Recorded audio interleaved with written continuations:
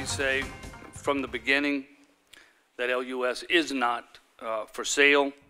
Lafayette Mayor-President Joel Robideau trying to reassure the council and the public about the future of LUS Electric. Tonight, Robideau was called to address the Lafayette Public Utility Authority about reports that he's considering selling the electric division of LUS. Earlier this year, he signed a non-binding letter of intent to pursue a deal with the Bernhardt Group. That group has ties to Robideau's campaign, and the news came as a surprise to members of the City Parish Council.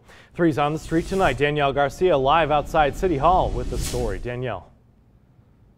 Tonight, members of the council had a chance to express their concern and frustration. But when it comes to any potential new deal, the mayor-president says whatever happens will be in the best interest of the taxpayers. I want an opportunity to be heard. LPUA meetings don't typically draw big crowds. But when it comes to the future of a utility owned by the taxpayers, the crowds show up.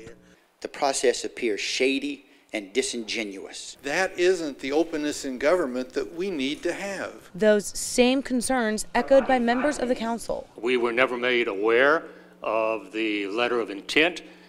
We certainly were never made aware at any point of the negotiations or the conversations that were going on. What we have just learned is that regardless of what the members of the council that represents the city of Lafayette, there will be outside influence on the ultimate direction and final destiny of LUS by people who do not use this system. Robideau maintains it's a conversation that needs to be had, citing aging infrastructure and a potential cost to taxpayers. Going forward,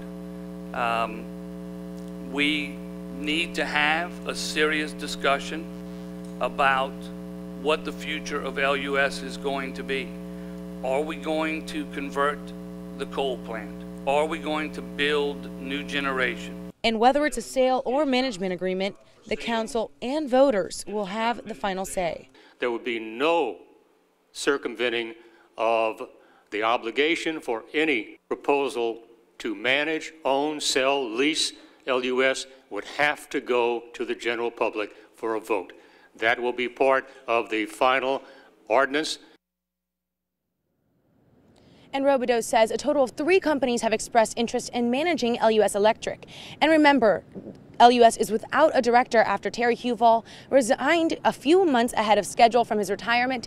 And now, in the latest days that this news broke. 3's on the street, live in Lafayette. Danielle Garcia, KATC TV3.